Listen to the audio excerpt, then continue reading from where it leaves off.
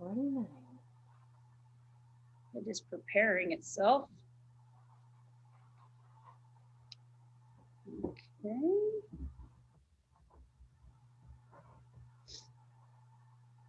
All right. Yay. So we can close that.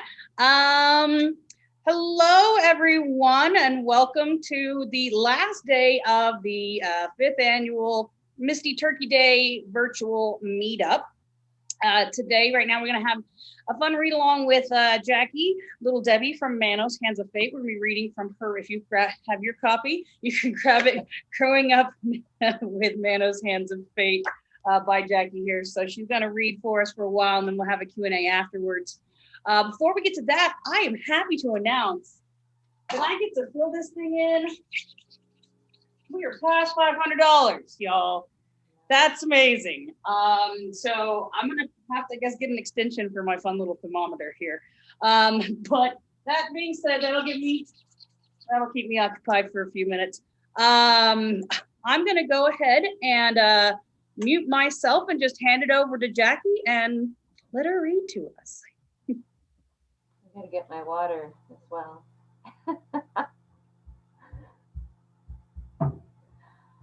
Okay, well, hi everybody. The lighting's weird, but what can you do? It's COVID. Look at my hair. Oh my God, I need a haircut. Well, welcome everybody. Here's my book. Manos is known as the worst movie ever made, but I'm proud to say my book, last time I looked, is 5 stars on Amazon. So I decided to read from the chapter 5, A Day on the Set, because these are things that I haven't told stories about when I go out in public and the questions people ask. So I'm going to do this one. Chapter 5, A Day on the Set. Once filming began, Hal became distant and preoccupied, a man with a purpose and a tight schedule. He had rented a 16mm Bell and Howell Filmo camera, 70 camera. He bought expensive film and had everything and everyone committed and lined up. This movie would be made with fewer investors, less support, and more challenges than he'd originally hoped for, but at least it was actually happening. Gone were the jokes and the schmoozing. Gone was the jovial Buddy Hal, and in steps producer, director, businessman Hal. Time to make a movie. The outtakes that are part of the extras in the Manos restoration show a professional and focused atmosphere. No wasting time on film while that camera was running. Many Hollywood producers today could benefit from Hal Warren style discipline, and some do no better with much more experience and money. Hal had raised some money by offering stock to cash investors and had come up with enough so far to rent the camera for the estimated month he would need it and to buy film. He also financed the establishment of Sun City Films of El Paso Incorporated, with William Bryan Jennings as president and talent agent, and Norm Iris Films. The film production of the film production side of the business.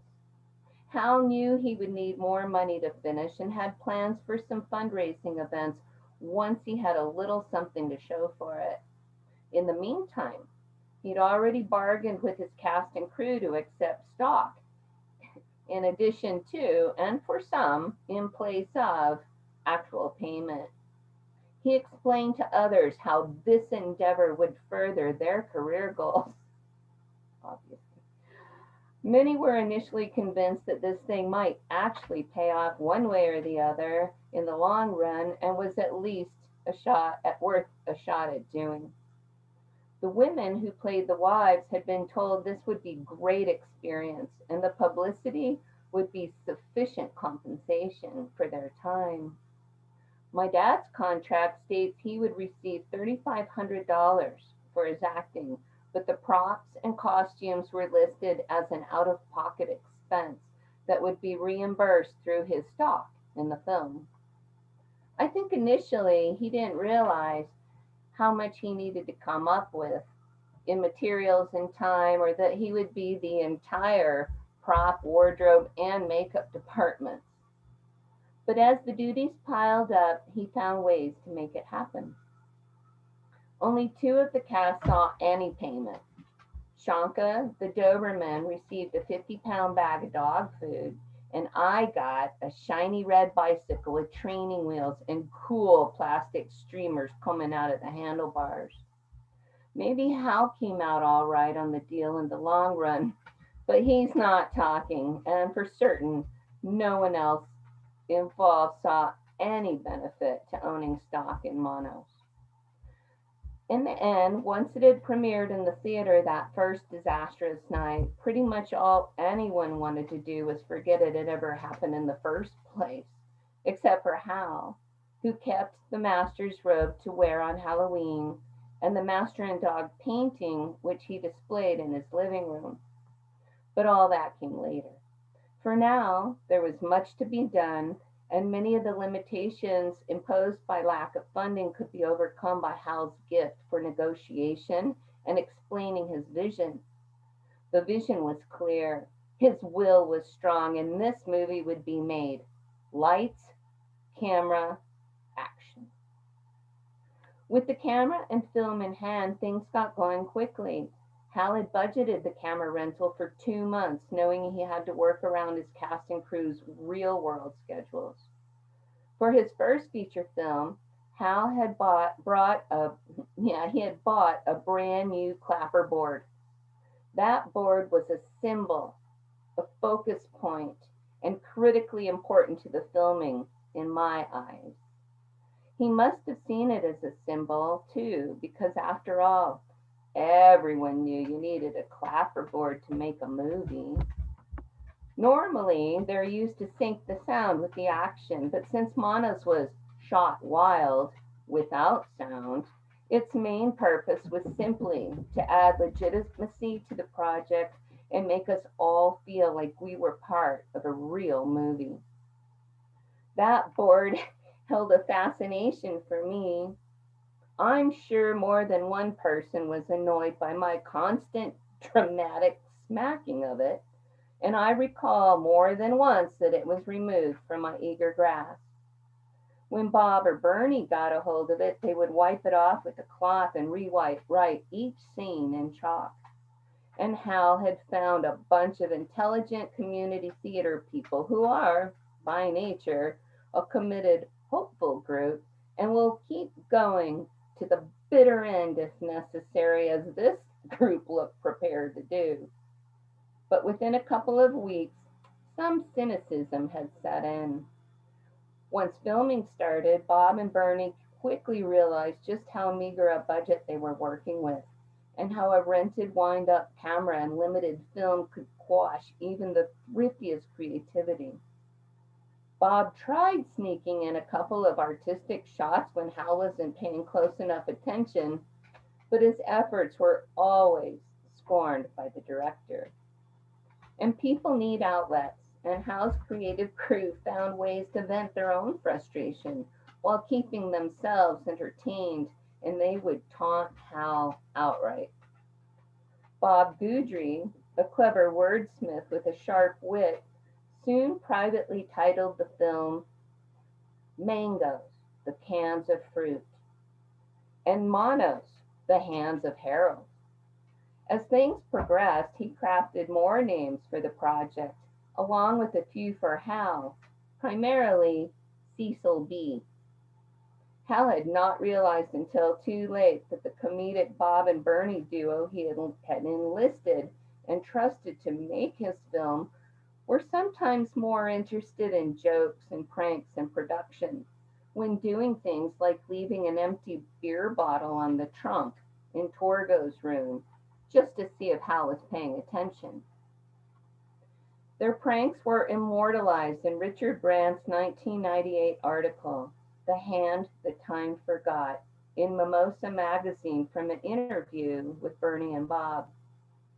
One day, Bob said, just to show Hal up, I showed up on the set wearing a beret and a safari outfit and carrying a riding crop and barking out orders like Erich von Stroheim. I remember, said Bernie. That's the day he threw the slate at you. I remember so much of the filming of Manos. The first daytime scenes began up on the mountain right above our home on Scenic Drive, a 2-mile winding road that began a few blocks from home at Rim Road and wound up and around Mount Franklin, ending on Alabama Street.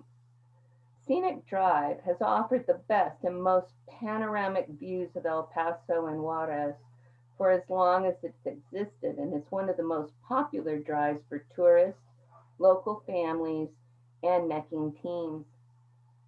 From the time I was 9 years old, my friend Yvonne and I would take off, or I would go alone from my backyard with my Girl Scout canteen full of lukewarm water and climb up and around Scenic Drive and the pull-out vista point that was nearly straight up from our house. There wasn't much to see during the day from up there in the 60s, although it was a good place to catch a breeze on a hot day. But the view at night when my family and I would go for an ice cream cone and a short drive was spectacular, with the wide open sky above and the twinkling lights of the city spread out below. Judge Colbert Coldwell's property in the lower valley of Socorro, a small city just southeast of El Paso, where we filmed, was probably about a 20-minute drive from Scenic Drive and not far from the main road. The small house and outdoor area with the columns and stone slab we used for the set seemed out in the middle of nowhere, but was pretty much in the judge's backyard on the other side of a couple sandy hillocks and sagebrush. To me, it seemed to be in the middle of nowhere, especially at night when the moths came out in droves, and you couldn't see past the meager lights that we had available. Since the schedule was so tight and everyone had such varied schedules, there were some very long days extending late into the night. We filmed pretty much everything from the sheriff pulling the family over to entering the house at Valley Lodge in one day. And that evening we began filming the wives bickering around the fire. So, as wrong as it seemed to film It Will Be Dark Soon while squinting and sweating in the midday desert sun, there was much planned for that day's shoot, and everything had to keep moving. Hal continually reminded us of the wonders of the lab and the magic of editing.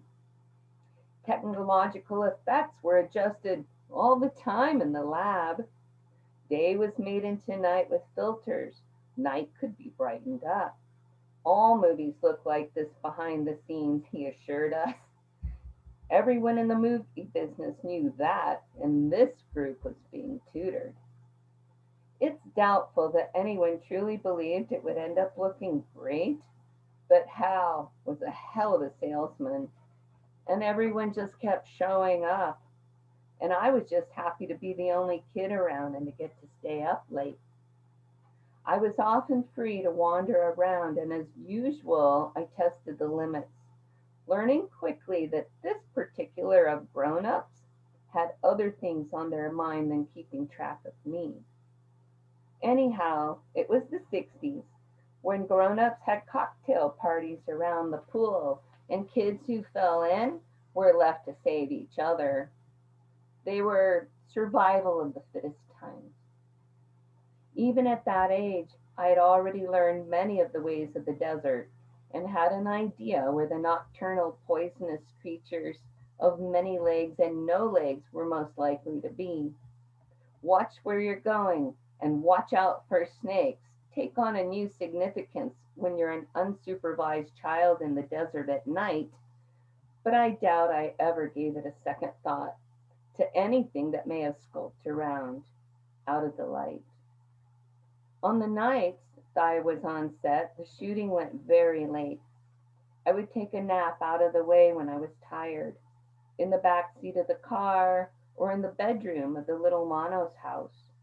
I do remember feeling more comfortable in the car because the uncovered windows of the house at night creeped me out. I loved that I knew what behind the scenes looked like, the people and things out of the camera's eye.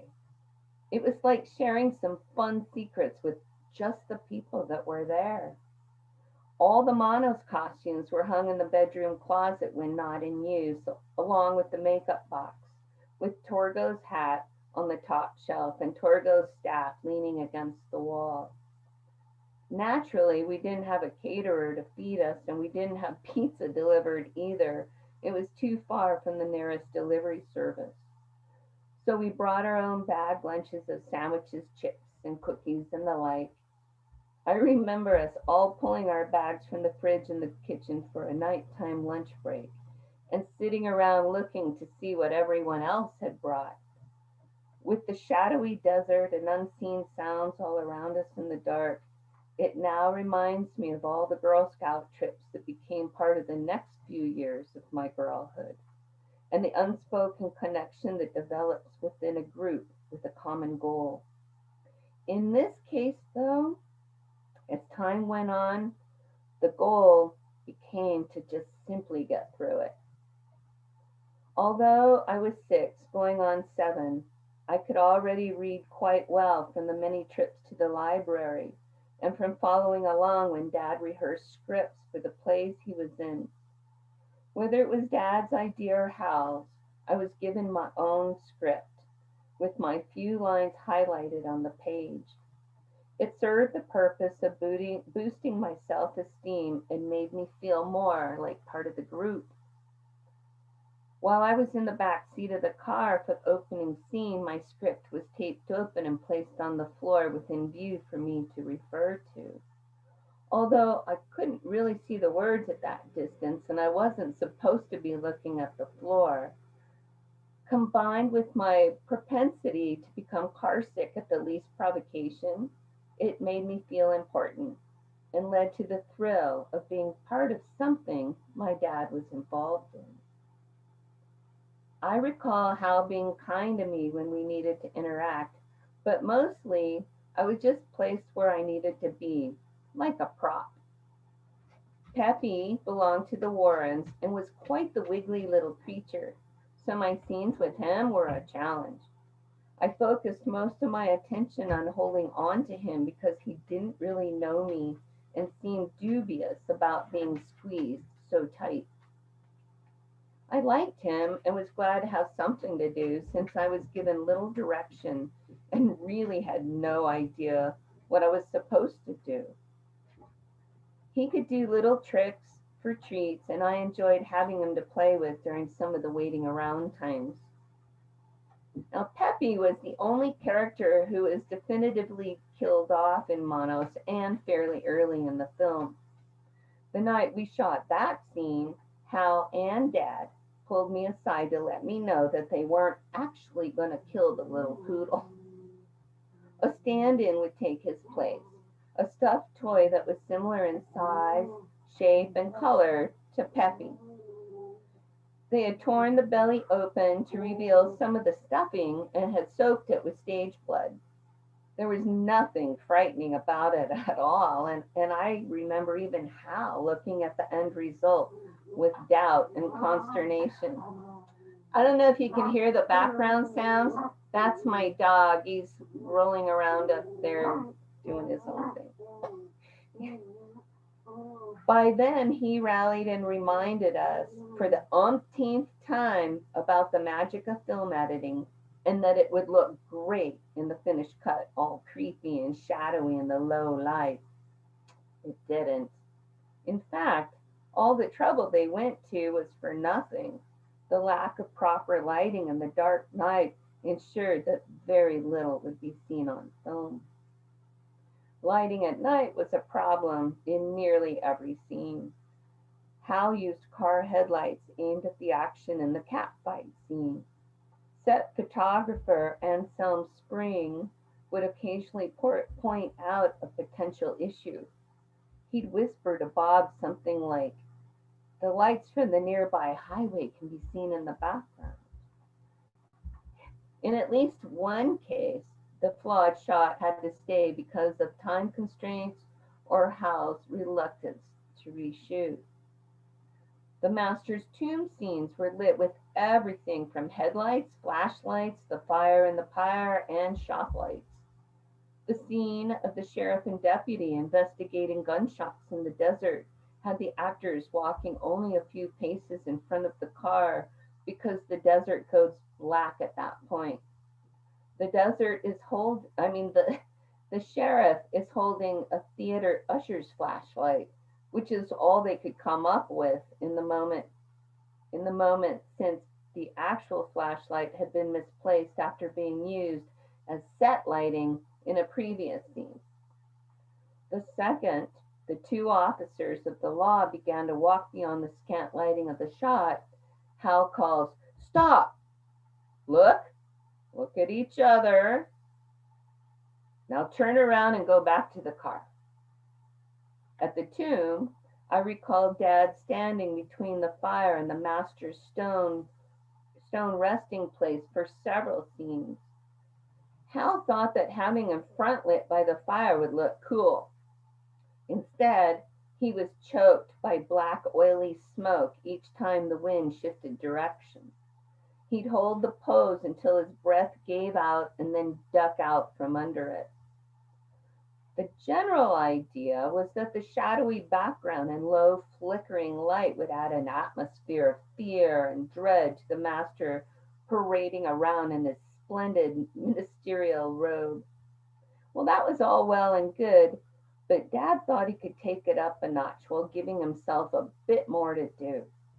So early on, while reviewing the script, he proposed a change to include a sermon of sorts, something extra to do while holding his arms out ominously, since the script already had him doing quite a bit of that. Tapping into his experience at the pulpit, he wrote the "O God, O Monos, God of Dark," sorry, "O Monos, God of primal darkness" speech. Holy art thou, holy art thou, holy art thou. I have heard on several occasions that the O Monos monologue had the best lines in the film. Not that that's saying a whole lot in the scheme of things. Diane Marie, my on-screen mom, was only 14 years older than me. She was very sweet, even though we had no chance to develop any rapport, and she was busy concentrating on getting her lines right. We didn't have to look at a script, though, to know the words to "row, row, row your boat." But I didn't really get the concept of singing in rounds, so I just kept my mouth shut and watched Diane because I liked that she was singing to me. I doubt we practiced too much before rolling the camera, and I couldn't figure out when to come in anyway. By the time I figured out I was supposed to sing too, we were on to the next scene. Hal made sure to let me know it'd be just fine, and I did great. Next, Diane remembers doing what she was told. Once she'd been cast and received a script to study for a couple weeks, she was expected to learn her lines and show up for filming without any actual rehearsal time, get-togethers, or any other meetings.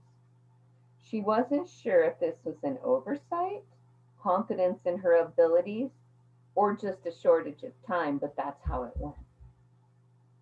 At the time she was cast as Maggie, she told Hal she had no previous acting experience, and he responded not to worry. "I'll let you know if you do anything wrong." He was true to his word today.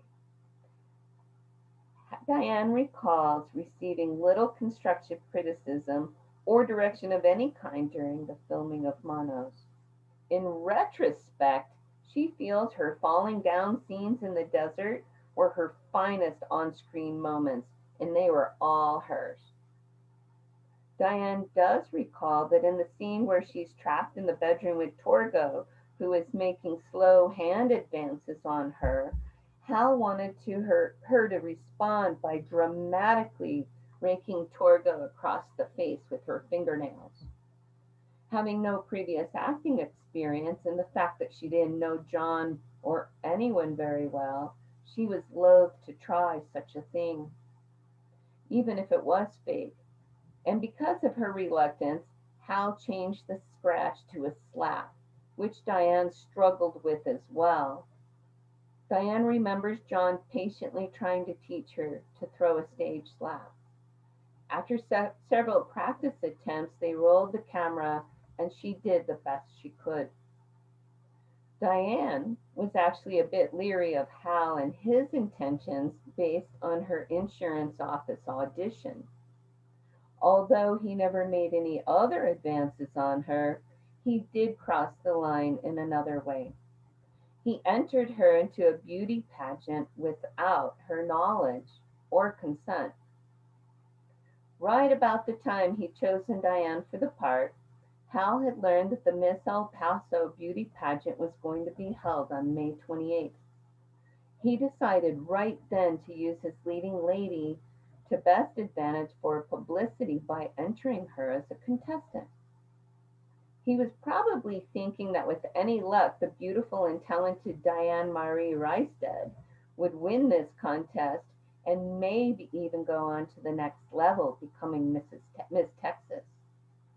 He thought she had a pretty good chance because besides her great looks, she had been a semi-finalist in the Miss Teenage America, runner-up in Miss El Paso Rodeo, a Sun Carnival Duchess, and a folk singer, according to a newspaper article.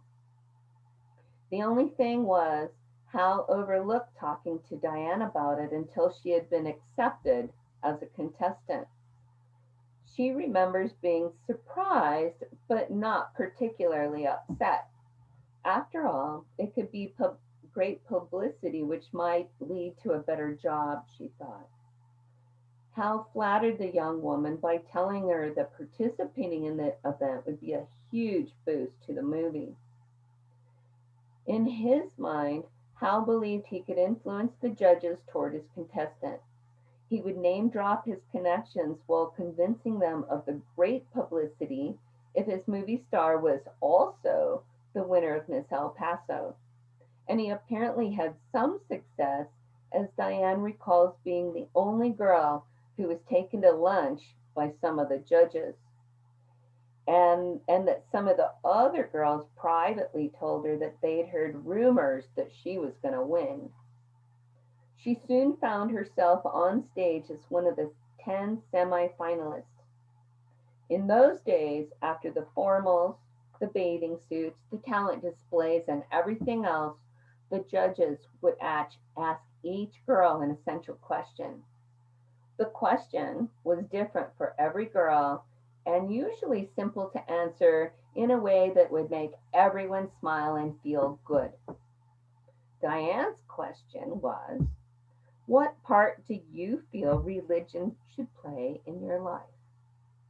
Now put it all into context of a 1966 West Texas beauty pageant associated with Miss America franchise, where contestants, by definition, must believe in God. And then Diane, a young adult, raised as a Christian who had gone forth to seek her own way in the tumultuous times of a self-exploring new culture. Back on stage, Diane paused for only a heartbeat. She knew she was throwing the contest, but being free-spirited, a bit defiant, and basically non-committal to the whole thing, she told her truth. After all, she never asked to be in this contest to begin with.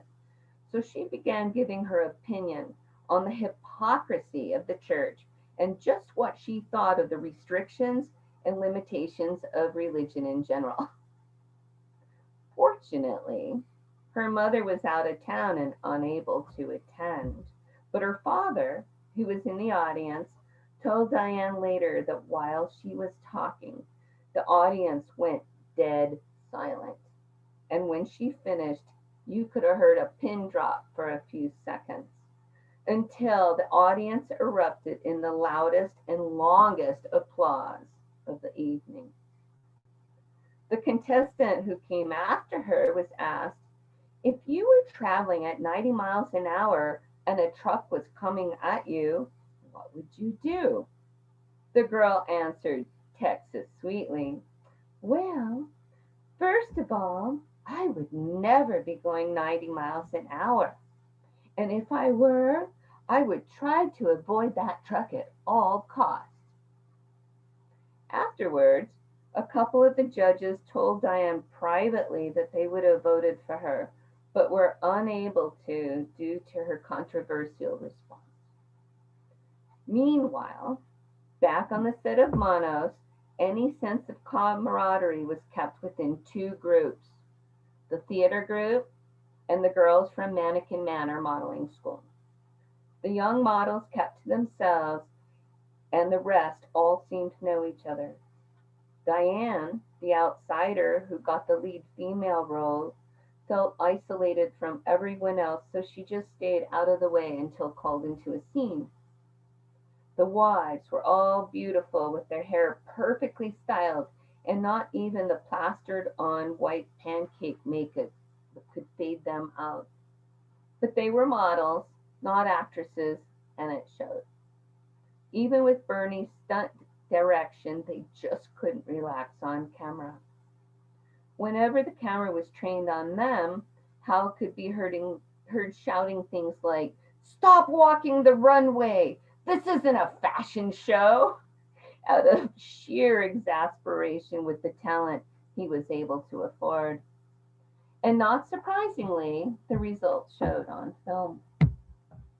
The best description of the wives' scenes I've ever heard was in a 1981 article in Nova, the UTEP alumni magazine, by Pat Ellis Taylor, Bob Guidry's ex-wife. Before the shooting would start at night, they would sit in their flimsy little costumes, beautifully made up, talking modeling school gossip to each other by tracing out antidotes in the air with graceful gestures and lithesome wrists, she wrote. Then the cameras would turn on, and they would all freeze in position as if the set had been invaded by a gang of Barbie dolls. One of the wives, Sherry Proctor, described an evening on set. Other than instruction to drive out to the desert at night to perform in the dirt and on a concrete slab, the women cast as the master's wives were not provided with any information on the storyline. They were not offered a script unless they had lines, and those that did were told their voices didn't matter anyway because they would be dubbed. When they weren't being filmed, they perched on large rocks nearby, watching the action and staying out of the way until they were summoned. Joyce Molière, who got the job of the drinking and kissing young women in the convertible, seemed to be shunned even more than Diane. Besides being a model, Joyce was an aspiring actress. She assumed a queen bee stance on set and was viewed as Hal's favorite among the girls, Diane recalls. Her attitude and posturing fueled a smoldering rivalry among the others. It may have contributed to the accident that ultimately landed Joyce a better role.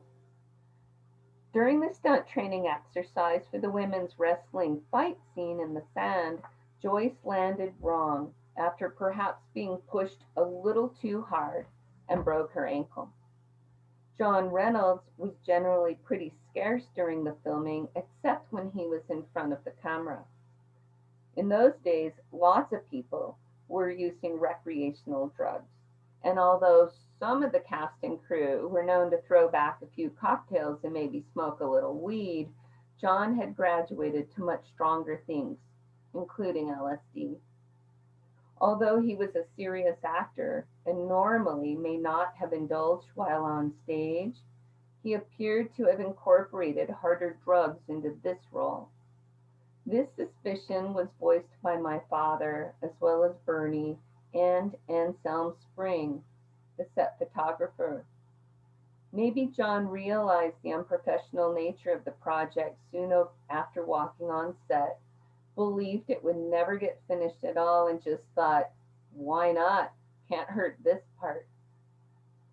He was only a few months from taking his own life, so no one can really know what was going through while playing his last what he was going through while playing his last role. My dad believed John may have stayed to himself as a form of method acting to remain in character and to have less distraction. And the only one besides me and my dad who remembered him being sociable was Anselm Spring.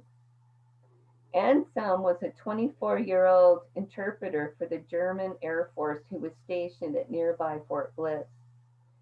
He'd been recruited into the movie business by the photography dealer with whom he'd bought a camera and developed his films. It was the same place where Hal bought his Electrochrome film and rented the Bell and Howell camera. Hal had asked the dealer if he knew anyone who would be interested in being set photographer without pay for a local horror film. The dealer suggested Ansel and then convinced the young soldier he would need a second new camera for the assignment, which he was all too happy to sell to him. Ansel was interested in photography and thought the project would be a good experience. And since all the filming was mainly nights and weekends, it wouldn't interfere with his soldiering. He and John were the same age, and through the long hours on set became friends of a sort. Ansel remembers John as living his own world, introspective and serious about life and his acting, but it seemed as though he was trying to live the part he was playing, which made him seem more than a little strange. John enjoyed sitting with me in front of the little Mono's house. He would tell me silly jokes and just talk. I can't remember anything in particular he said, just that he was the only one who really visited with me. The women who played the wives were sweet, but thought of me as a little doll, and mostly talked to each other while fawning over me. Isn't she cute? Can you believe that tall guy is her dad? Or something to that effect. John treated me more as a friend. He would do simple magic tricks like pulling a quarter from behind my ear, or physical comedy like pratfalls while I sat on the low rock wall and laughed. Once the camera's rolling, things tended to go wrong in the filming, such as the scene when Torgo runs off into the desert with the stump of his wrist on fire. Dad had made Torgo's hand out of the same upholstery fabric he had used to make Torgo's knees, and it turned out looking pretty cool. The foam was cut and formed around a wire skeleton and painted to look like flesh. The idea was that when it burned, it would melt to reveal the bones. One of the problems with the idea is that Dad only made one hand, so there was nothing to practice with. The whole thing was based on theory and had to be filmed in one shot since there was no backup. Another issue that arose when choreographing the action was that none of the work that went into making the prop would be caught on film if they stayed with the script and the hand stayed attached to Torgo as he ran off into the desert. A last-minute decision was made for it to come off in the master's hands so he could laugh and gloat while it melted in view of the camera. John held the prop hand, which had been doused in lighter fluid and sprinkled with gunpowder just before the camera rolled. Dad, as the master, grabbed Torgo's hand, forcing it into the fire. And if you watch that scene carefully in the restored vision of Manos, you'll see the can of lighter fluid for the fire right behind the master at the base of the column. I stayed out of sight with Bernie beyond camera range in the dark, next to the tub of water that John would plunge his sleeve into to extinguish the flames. As I recall, he got a little singed and there was some commotion about how bad the burn was. Fortunately, it didn't seem to need medical attention, or maybe medical attention was just not in the budget. At the end of that night's shoot, when everyone was cleaning up and preparing to go home, Dad threw the scorched and melted hand into the trunk of our car, forgetting about it. A couple of weeks went by with the thing rolling around unnoticed until one morning, Dad arrived at his job of director of the El Paso Boys Club to unload boxes of donated food for needy families that he had placed in the trunk. That particular boys' club was in South El Paso, right on the border to Mexico, and catered to the impoverished Mexican barrio near the banks of the river. Few people in that close-knit, multi-generational neighborhood spoke English, but everyone recognized and appreciated Dad. So, as he popped the trunk and began pulling the boxes out, an older gentleman approached and asked in Spanish if he could use a little help. Dad gratefully accepted. After several trips back and forth to the building, the blackened, crusty hands with protruding bones of wire revealed itself far back in the shadows of the trunk's interior. The poor man leapt away, almost tripping and falling over himself, making the sign of the cross and screaming, "Ay, por Dios!" while stumbling backward before launching it into an outright run down the street. The old gentleman had probably not moved that fast in 30 years. Startled and confused, Dad turned to watch him go. And when he turned back to the trunk to see what had upset the man so much, he spotted the culprit. Fortunately for Dad, many people in that area were there illegally, having crossed the Rio Grande River just a block away. Most were understandably fearful and mistrustful of authority. So the news about a disembodied hand in the back of our trunk would not have reached the police. And Dad never heard any more about it, and the families just kept coming to the club. But he often wondered at the stories that man must have told. I like to imagine the story became family lore and is told to this day about the gringo boys club director who held a grisly seat above the Manos in the trunk of his car. And I'm stopping right there for tonight. But thank you. And if you like my book, you can look on my on Facebook on my Debbie's Manos page, and I've got links there on how to find it. And I've also read the entire thing on my YouTube page. And my best friend for 40 almost yeah 45 years is actually on here watching with us tonight. Hi, Betty. We met in high school. Oh, hi. I'm asking her to unmute so she can come say hi. Oh, wonderful. Hi. Yeah, this woman, Betty, she remembers Mono's stories back in high school, long before Mystery Science Theater found it. I'm glad I figured out this was Eastern time and not Western time. Oh.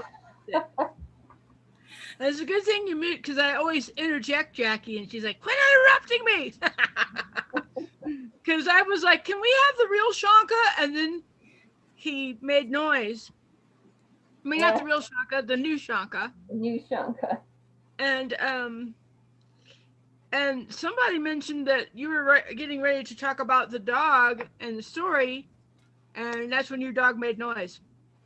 Yeah, my dog is, to let everybody know, his name is Shanka, and as Manos means hand, my family is registered with the Osage tribe, and Shonga literally means dog, and so the original, the Doberman in Manos was our family dog, and his name was Shanka. And so my dog now, of the last 13 years, that's his name. But he's a Chihuahua American Eskimo. and very noisy. Coyote, and I love him dearly, like I do Jackie. This is wonderful. I'm so glad I joined in, and I love Mystery Science Theater 3000. That's awesome. That's what's so cool about this show is that it touches so many different people in different ways. You just don't know who you might meet, who knows the show, who's been involved with the show in some form or another. So that is very cool. If you guys have questions, again, we're going to go ahead and do like we did last night or in the previous Q&As, that you will get to ask Jackie your question directly. I'd ask that you send me a message privately, and then I can kind of keep a list of folks that are going to ask questions. And of course, I was doing 20 million other things and did not come prepared with some of the questions that have been asked previously. I did have folks submit some questions, and I know there's lots of us here tonight, and I will try to make sure I don't ask the questions from those folks if they're here, because I want them to ask their question. In fact, actually, Tim, my TV's Tim, are you in here still? Oops, this keyboard is no bueno. Uh-oh. There he is. Hey, Tim, actually, why don't you kick us off? I'm going to unmute him. Hopefully yep. Well, here's an interesting question for Jackie, because I am not only a Misty, but I also love Elvira, of course. Yeah. And I know that you actually had the pleasure of meeting her before. I would like to hear all about that, if you wouldn't mind. Oh, that was amazing, because, Elvira did Monos on her show for everybody else. And so I was a guest at Crypticon Seattle a few years ago, and she was a guest at the same show, and she was across the room. And she always had this long line of people waiting for autographs and to talk to her. So when I was taking a break at one point, I walked across the room, and she was sitting there, and right next to her was this very strong woman with short blonde hair who was obviously like her bodyguard. And so I ditched in, and I snuck around the end of the table real fast, and I squatted down, and I said, "Cassandra, I'm Debbie in Monos, the Hands of Fate. My dad was the master." And I was talking real fast, and as this woman started standing up like the Terminator, I'm like, I had to get my message out. And she looked at me, and all of a sudden her eyes got big, and she goes like this, "Stop the line." And she made everybody stop, and she goes, "Come here." And she just started peppering me with all these questions about the movie and my dad. And I got a picture with her, and she signed it, and it's in here somewhere. I just moved into this little tiny place, but yeah, that was one of my high point experiences.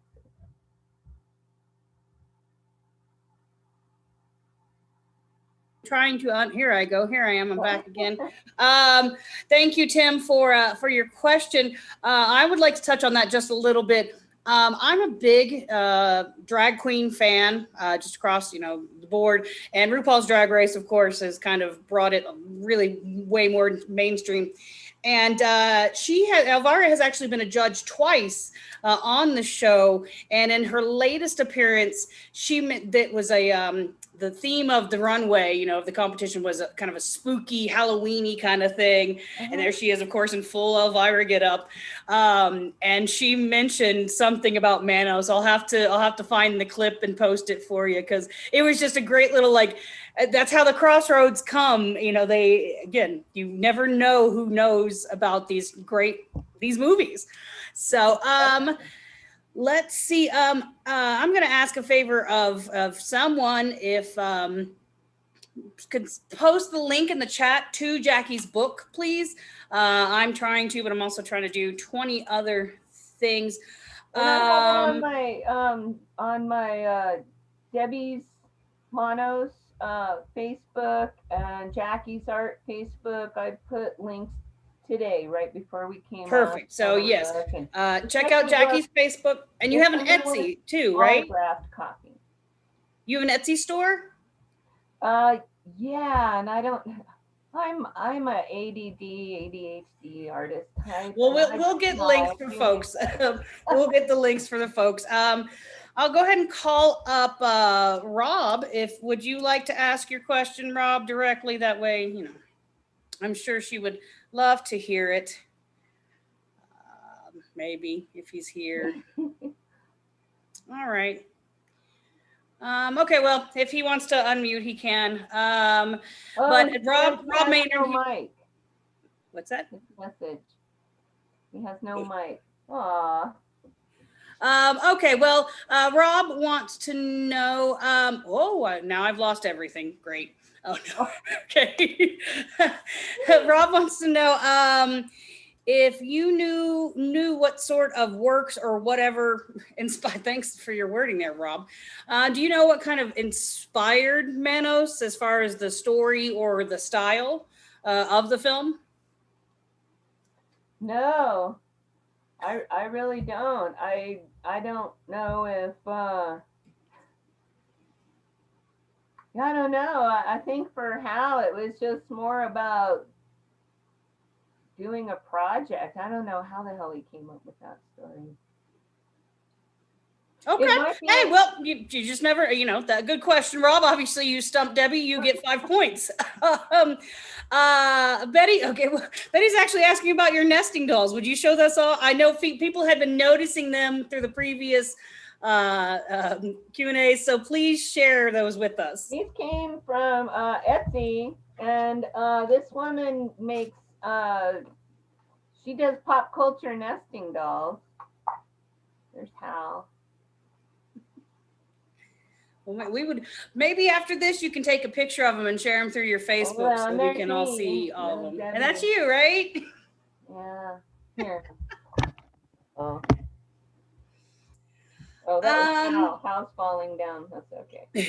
So good. Brian from Columbus, are you here in the chat with us? Because I know you did submit a question, and I know there's been a Brian hanging around this weekend lately. Oh, I gotta show this as well. Oh, very cute. I love that. I know who made that. That Jessica Martin. If she's not here, she has an Etsy store. It's called Too Much Cha-Cha. Yes, thank you. Yes, I can't really. Well, it's only because I recently picked up some ornaments from her as well, and some decals. So she makes all kinds of fun ornaments, decals. Oh, she made that. See, there you go. Well, this is another. I mean, these are all Etsy. It's crazy. I'm here, but yes. Brian, I will unmute you. And your question was if people ever recognize her from Manos. So I'll let you take it away, Brian. Yeah. That was the question? Yeah. Okay, well, here's a funny thing. So again, this is also at Crypticon Seattle. That's such a great show, by the way. It's in Seattle, obviously. But when I was a guest there a few years ago, I have a banner that I take that's over my head. It has my name. It says Manos, the Hands of Fate, and it has a black and white picture of me as little Debbie.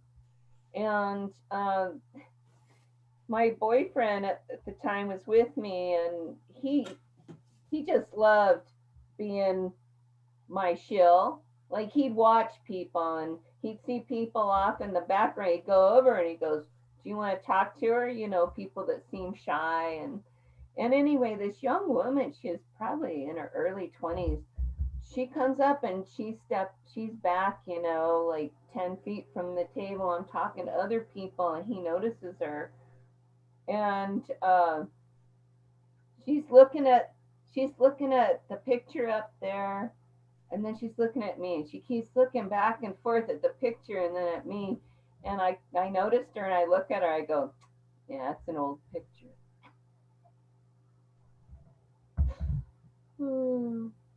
No, people don't recognize Thank you, Brian, for your question there. Oh, am I still? No, I'm unmuted. Drew posted in the group chat as a publicity stunt, Harold P. Warren told the local press that the story was based on a Mexican urban legend. The account ended up in the local newspapers shortly after the premiere. So to answer kind of Rob's question, I guess Drew did. Kaylee, I see your question there. Girlfriend, hold on 1 second. Let me go ahead and get you unmuted and let you ask your question. Hi, Jackie. So lovely to meet you. Thank you for taking the time to do this. This is fantastic. So I was wondering, did Mystery Science Theater kind of inspire you to like own your experience in Manos, or is there like an event or something that happened where you're like, I'm going to share my experience about this, and you know what I mean? Well, so Mono showed at the premiere, and the theater canceled the rest of the 2-week run. It showed one night, and that was it. And then the rest of the cast and crew separated, like they pulled off a heist, and nobody ever wanted to talk about it again. But for me, it was one of the greatest things in my childhood. I adored my dad, and I just loved being involved in helping him, study his lines. I mean, to me, that was, and then so many things came from our house. It was like a family movie, and then it was never seen or talked about. Nobody talked about it. And 27 years go by, and my dad calls me one day and goes, "You'll never believe what I just saw on television." It was crazy. And so, yeah, I just say, if you can't be the best, make the most of being part of the worst. I have a wonderful time with it. It's a lot of fun. Oh, I love it. That's fantastic. Thank you so much. You're welcome.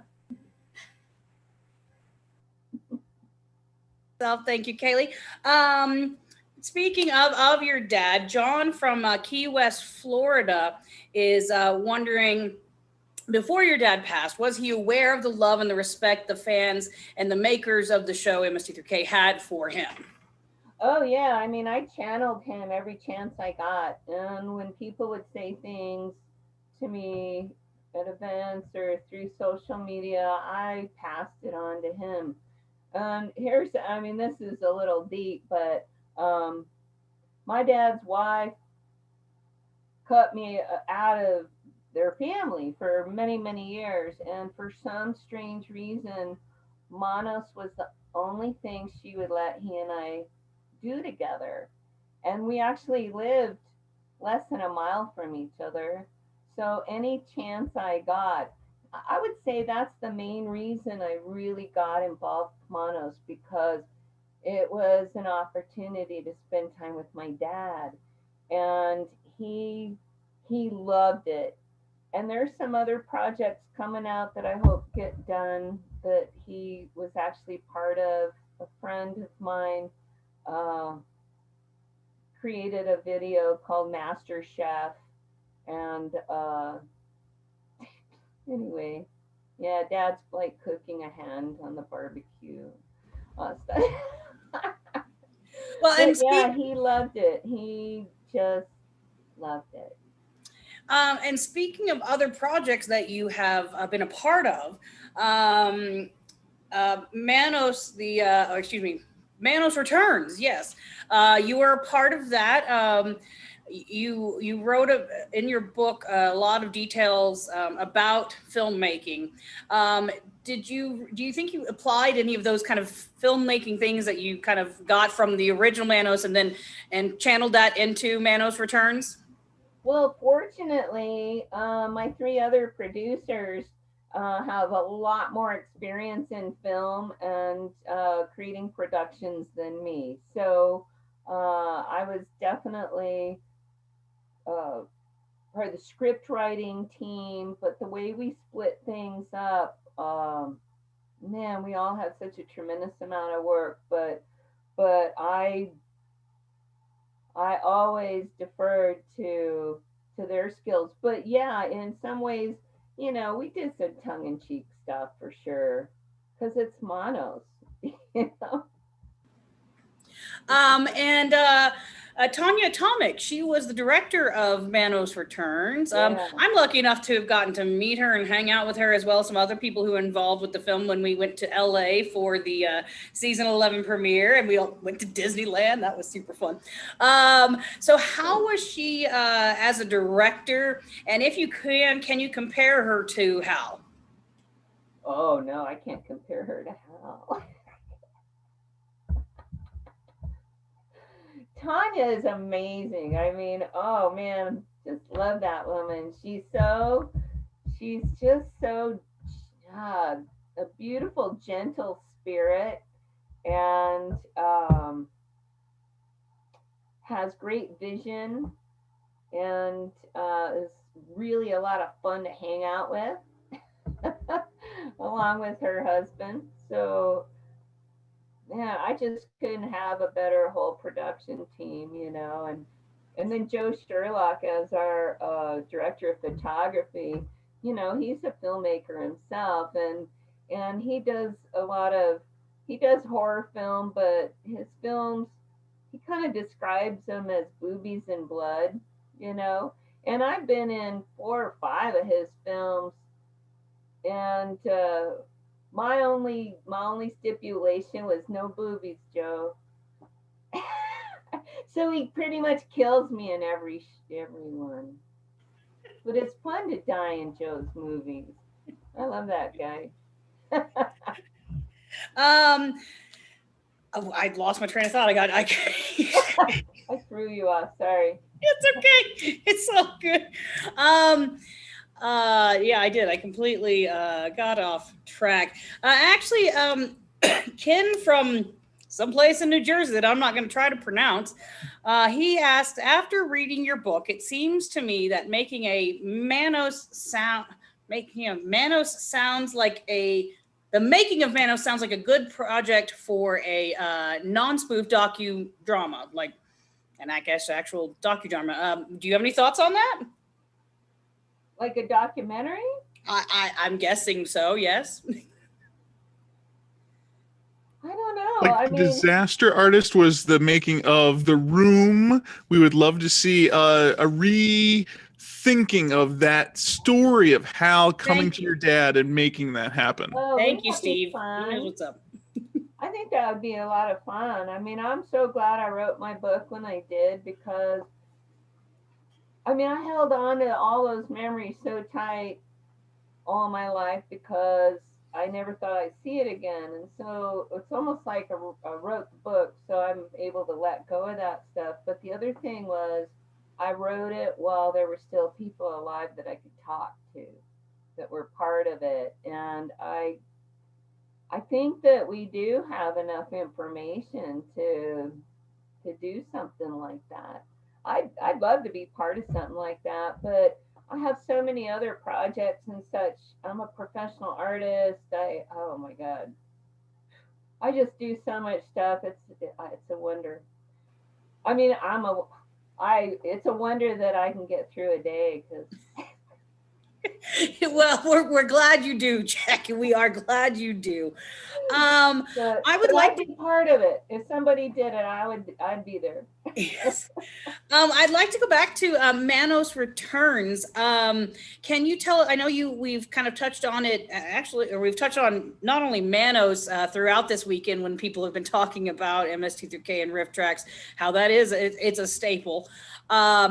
But Manos Returns, it also involves a lot of folks who were part of the original.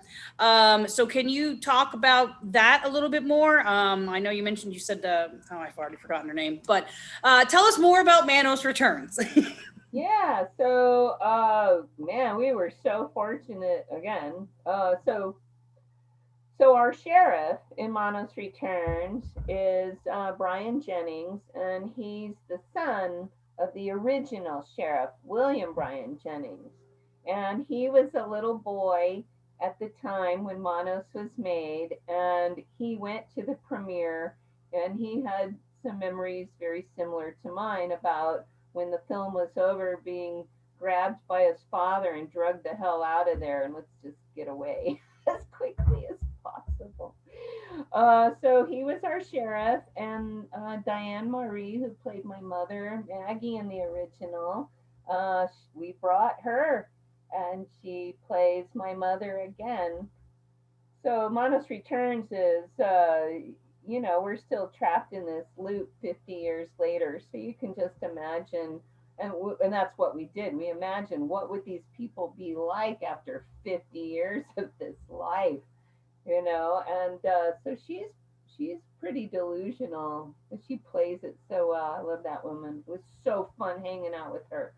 And then my dad, we filmed a couple scenes with him. So yeah. Thank you.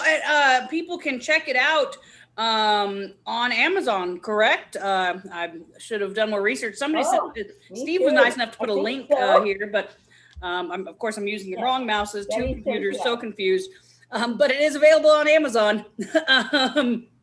Maybe somebody can post the link in the chat for folks. So check out Manos Returns. Friend Greg Talley is also in it. He is, of course, the guy who kind of started the Turkey Day meetup with his hotel being the host. And for the past 4 years, we've met there. But thank you, 2020. We're here. Not mad about it. This has been lots of fun. This is not that I didn't have fun in person, but so he's also in there. And I can't even remember what character he plays, but it's kind of creepy. He's one of our ghosts. We have ghosts. We have ghosts that are trapped in the Valley Lodge, and they just keep kind of looping. And so Greg was one of the people that, we did a fundraiser to raise our money for Monos Returns, and people who reached a certain level bought their way into the film. Yep. So we had several people, and Greg was one of them. That's very cool. Yeah. So yeah, I just want to mention that I know Greg is in it, and maybe if you're up for it sometime, we could do a screening of it here through Zoom. Have you with us in the chat and whatnot. You and I we can talk more about that at some point in time, and then maybe do a little Q&A after that.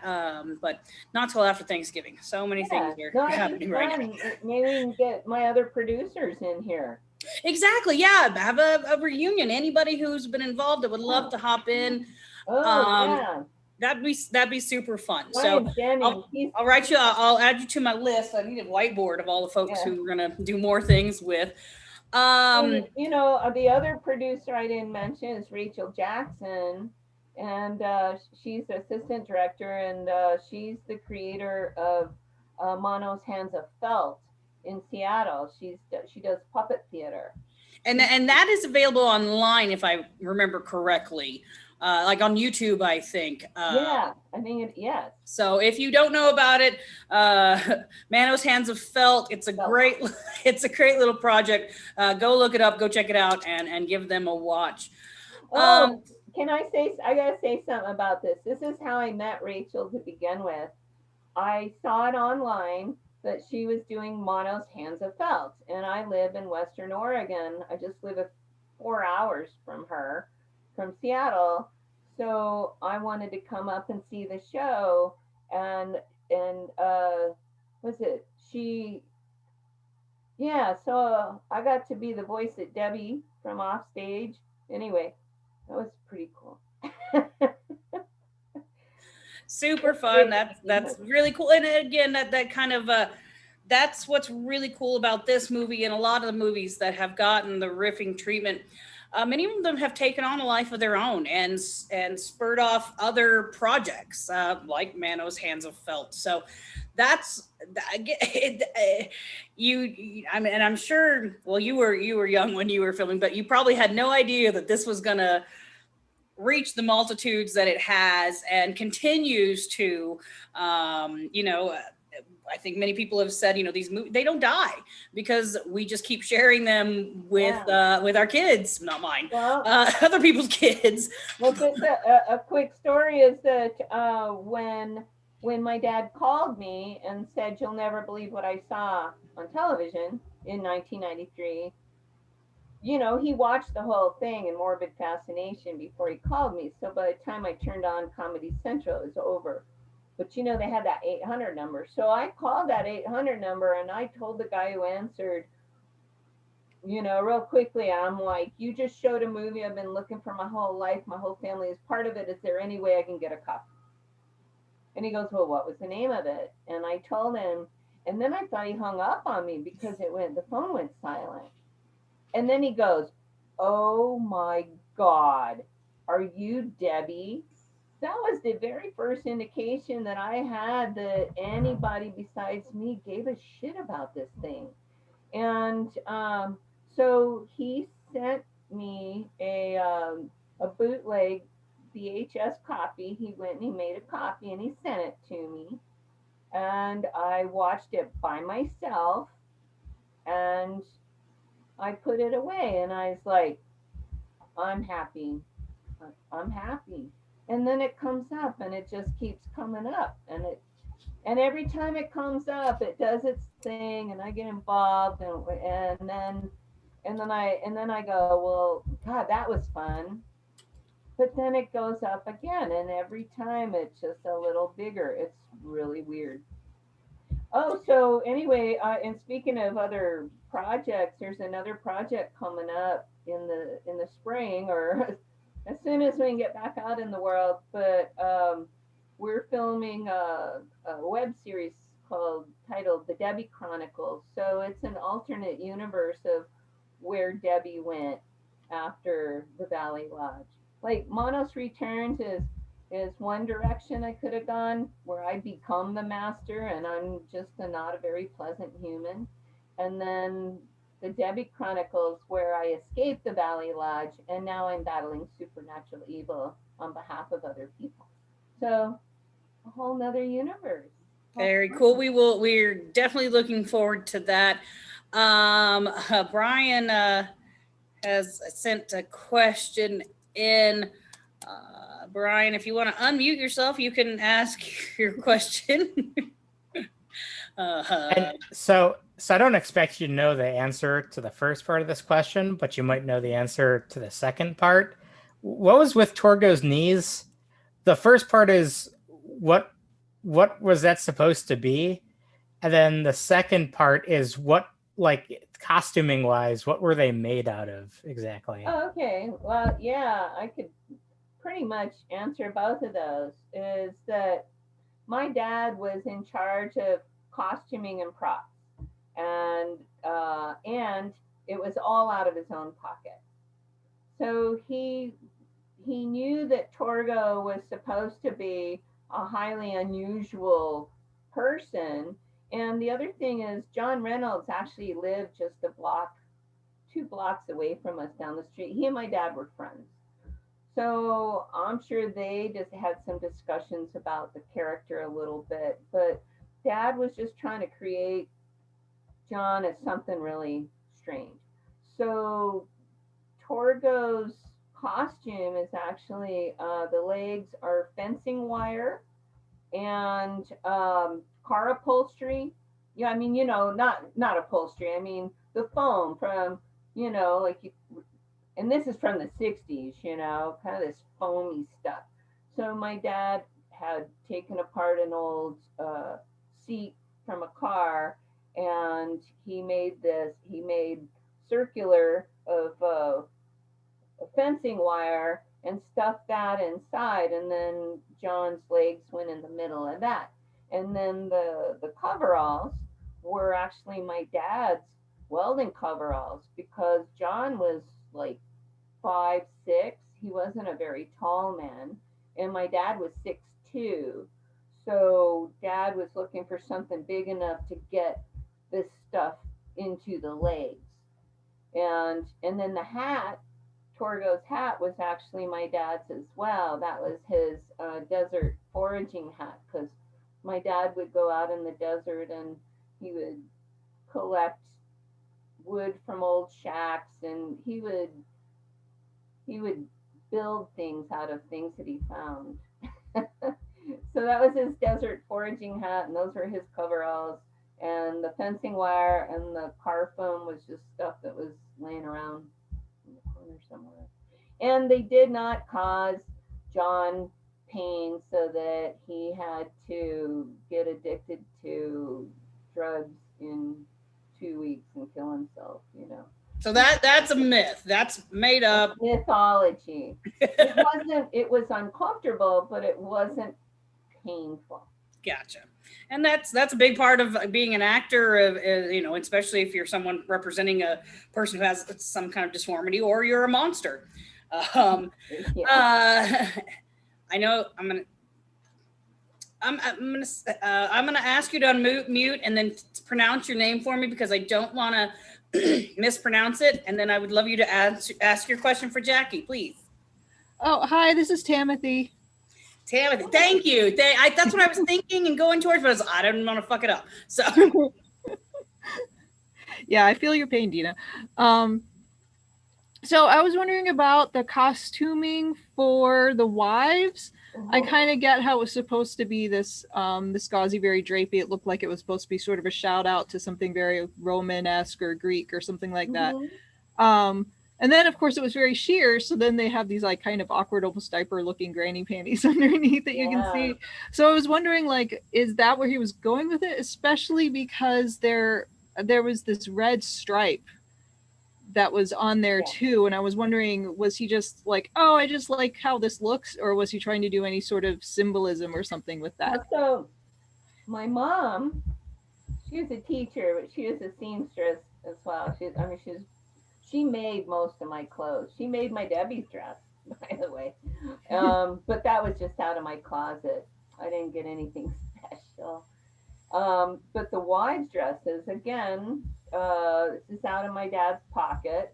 So the master's robe and the wives' dresses my mother created, and I remember this so clearly. And laying these things out. So that gauzy material was very inexpensive, and it gave kind of the look that Hal had envisioned, and you know, just kind of wifey, Romanesque, like you said, you know, just going for this look. And so they made these things without talking to the girls or their consent. And, you know, these are modeling school students. And but anyway, apparently they're a little shy. So they revolted. The women absolutely revolted. They're like, we're not wearing masks. Nope. And so there was no time left. So my mom went back to the fabric store, and she bought some red cloth and just cut the strips. And then they did elastic bands around the waist, and then just kind of put the red strip between the girls' legs and out the front to kind of hide things. And so the girls really had no choice at that point. They were not happy even with that. And as you'll notice in the film, they're wearing granny panties and the biggest bras they can find. They're wearing the most underclothes that they can. Poor girls. That certainly can be understandable. You know, you want to be somewhat modest about your womanhood. But speaking of the costuming, I'd like to talk about you are actually making Manos scarves and hoodies, and I know you have made some robes as well. I know we talked about your Etsy. Are those things up on your Etsy, or they just need to kind of people need to find you on Facebook? But if they're not, I will make sure. Most of them are.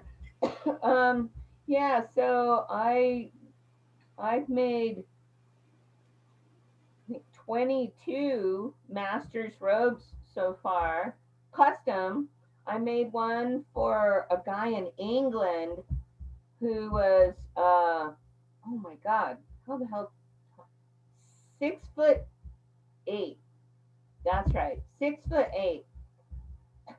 And I made for a woman in, I think, Georgia. I'm sorry if I got this wrong, but 4'10". So I just asked for a couple measurements, you know, arms out, wrist to wrist, Papa's shoulders to the floor. And yeah, oh, and they're signed and numbered too, so you know where you got. And then I'm making hoodies and scarves with, hands, red hands. And again, so they can. I know you post on Facebook, and I think most of us here tuning in have come through the Facebook route. Hopefully next year, maybe we'll try to just get someplace even further. Oh, thank you again for the link there, Steve. I appreciate that. Mike, would you like to ask your question? I'm going to go ahead and unmute you if you want to go ahead and talk to Jackie whenever you feel like it, sir. Maybe. So yes, check out Jackie's Etsy. She mentioned, she's also an artist. She does beautiful paintings. Oh, yeah. And you do also, you used to do, of course, before all this, the kind of paint-alongs. Yeah, I do paint. Yeah. Yes. Paint tip party. Hold on, I gotta show you one thing. Oh, sure, please. That's what we're here for. Show us things. Show us things. Oh, I have some good Mano stuff. Actually, there's a fan, and I don't recall his name, but he visited the location of the Valley Lodge. Oh, there you go. There it is. Frank Zappa and his poodle. Yes. And who doesn't love Zappa? Am I right? But I've also recreated my dad's painting. I sell a lot of stuff. I'm working on some COVID masks. Oh, that'd be super. That's super cool. Yes. And then the greeting card series. Oh, see, I didn't even know about. Jackie didn't tell me about that. Oh, you didn't know about that? I know. Oh, Richard Parks does the official. Oh, trading cards. I thought you said greeting cards. No. Oh, did I say greeting cards? I always say the wrong thing. That's okay. Yes, Richard Parks of RR Parks Cards. He is the official MST3K trading card guy, as well as a set of Manos trading cards. I believe the Kickstarter is already all over. Unfortunately, well, I know it's over. I haven't gotten my Manos card yet. Maybe Richard's holding out on me. But yes. I don't know if they've actually got it sent out yet. Maybe not. So, okay, good. I'm glad to see that other people haven't gotten their cards yet, but I have other cards from RR Parks that we'll be giving away. So we do have more questions for you, Jackie, but I wanted to just pop in real quick. As far as Turkey Day goes, trivia last couple days ago when we had Rift Tracks trivia, if you were a part of it, and especially I'm going to make sure everybody gets something, especially the teams that won, Team Crankcore and Team, I can't remember the other one, but I've only had like 4 people message me that they were on the team. So again, after we're done here with Jackie, I'm just giving away the rest of the shit that's in my house. I still have tons of shirts. Well, y'all don't want all of that. I still have, DVDs and shirts and stickers and pins and patches and just random things that I want to give away to you guys. I will continue to put the link in the chat. So we'll get to that. But again, if you're listening right now and you were part of trivia a couple days ago and you did not read, yes, Sarah, I got you, Sarah. I got you. You're on the ball. I have things set aside for you. But yes, if you have not messaged me, message me ASAP, or whatever prize you thought you might want is gonna be gone. Did somebody, Drew, let me pull you up here, sir. Would you like to ask your question to Miss Jackie? Hi, Jackie. It's great that you're here, and we really appreciate it. Thank you. Thank you. I had heard that the Warren family had tried to either renew the copyright to the film or obtain copyright to the film. Whatever happened with that? What was the problem? Do you know? Well, yeah, it never had a trademark on it to begin with. There was no copyright. There's no trademark. And Hal Warren's son, when I started getting out there, and when Ben Solovey found the original work print that had gone through the camera and raised what, $47,000 to restore it in HD Blu-ray, that's when Hal's son came out and started threatening us, threatening to sue us, but he never had anything. So I told him, basically, I said, you give me back the master's robe and my dad's painting, and maybe we can at least have a conversation. And he said no. Oh, no. So, you know, I'm not a fan of him as he's not a fan of me.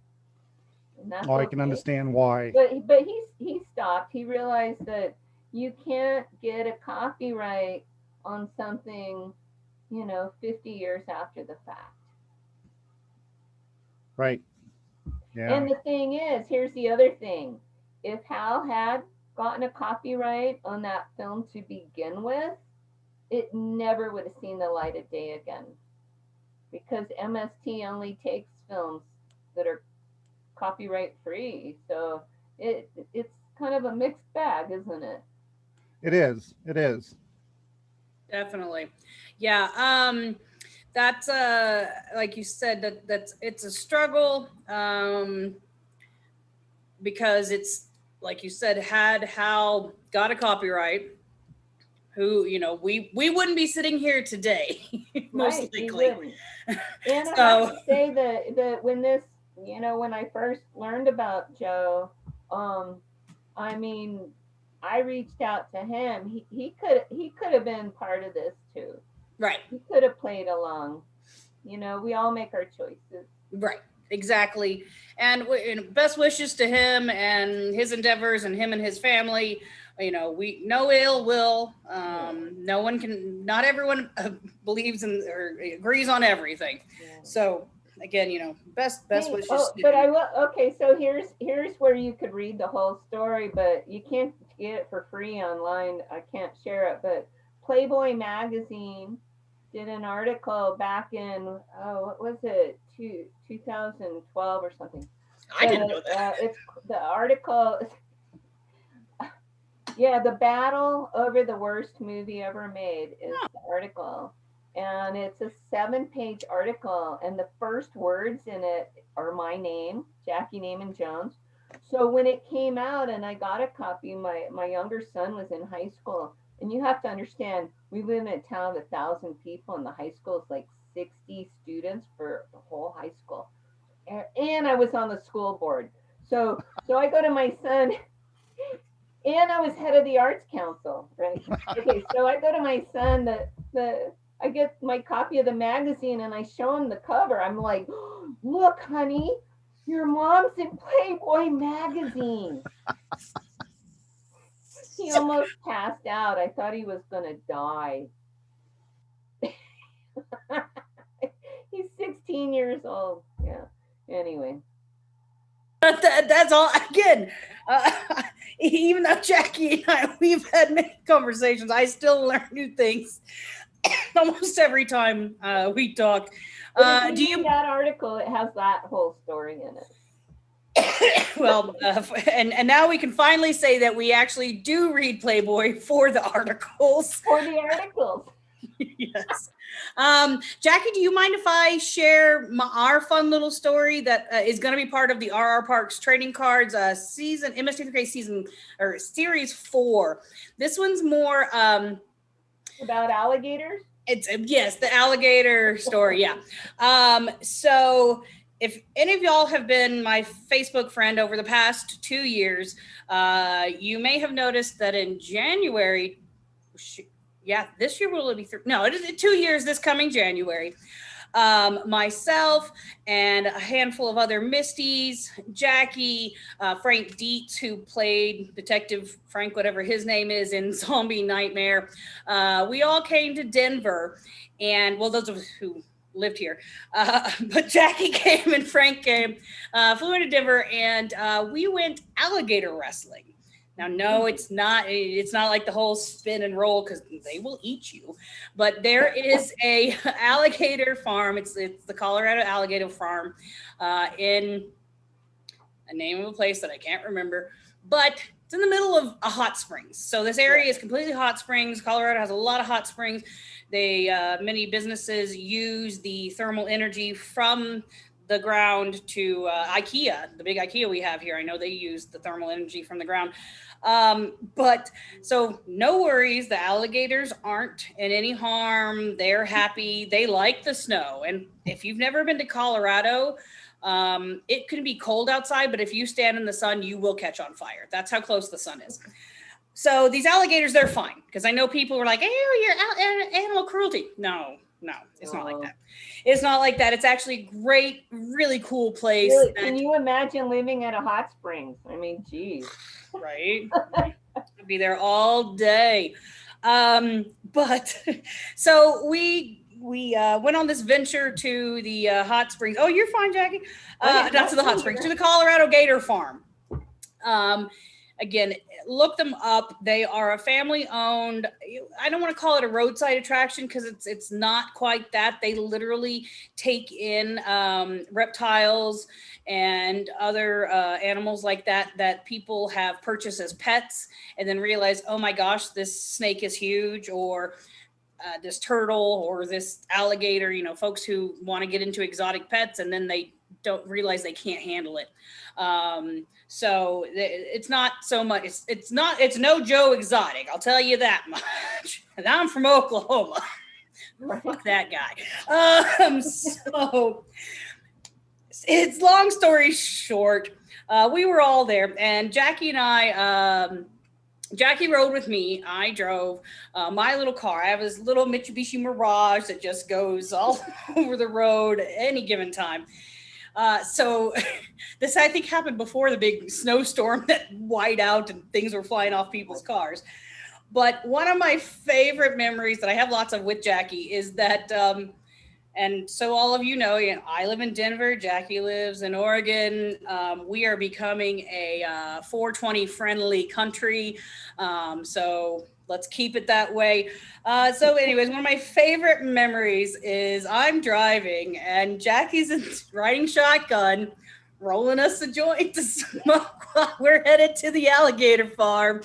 And it was just that, that is it. It's just one of those things that I sat there driving going, holy shit, I'm sitting next to Jackie, little Debbie from Manos. She's rolling us a joint, and then we're going to go wrestle alligators. Yeah.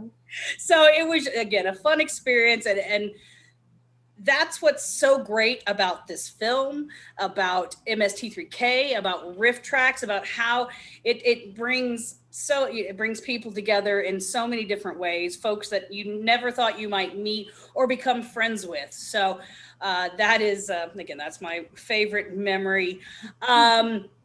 I think, Jackie, I would actually, I'd like to end on my note about our story, but unfortunately the Kickstarter for RR Parks Cards is over, but maybe, knowing Richard, he'll probably send me a lot of spare stuff, a lot of spare cards, because that story is going to be on the back of a card that has a photo of myself and Jackie, Frank Dietz, and Rob Maynard, if he's still here. So we will, it's just, again, fun story. Richard Parks is awesome. If you don't follow him, do it. He does all kinds of trading cards. He's amazing. And he's just the nicest, sweetest, most generous guy you could ever meet. Jackie, do you have any final thoughts for us? What things you'd like to show us? I'm going to unspotlight myself here. So this is Best Actor Award for the Festival Theater in El Paso, Texas for the year 1966, 1967. My dad was, he played many leading roles on stage. He was Don Quixote in Man of La Mancha. He was King Arthur in Camelot. He was, he was in, what's that one? Anyway, Whoops. But this is his Harlequin Award. So he was Best Actor for 1966, 1967.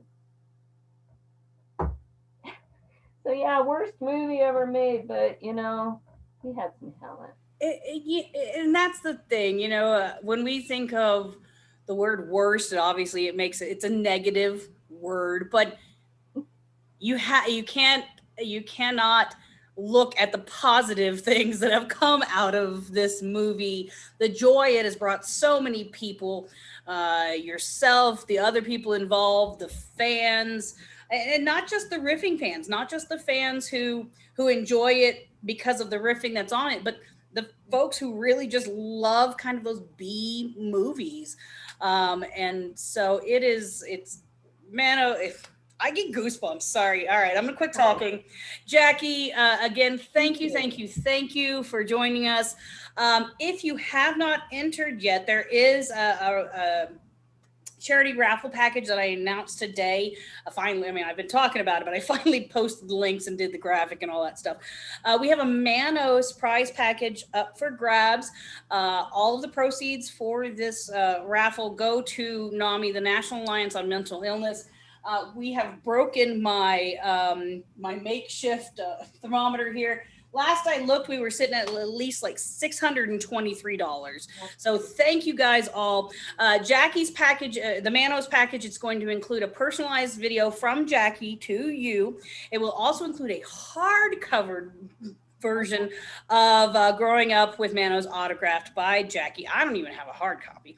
And then also we have a DVD copy of the Riff Tracks Live Manos Hands of Fate. So these raffles, they're going to continue to run probably at least for another week, because I'm still, again, piecing together stuff that hasn't been given away, but most of these things will be given away really, really soon. Probably in about 30 minutes, or 15 minutes, I'll probably open the room back up.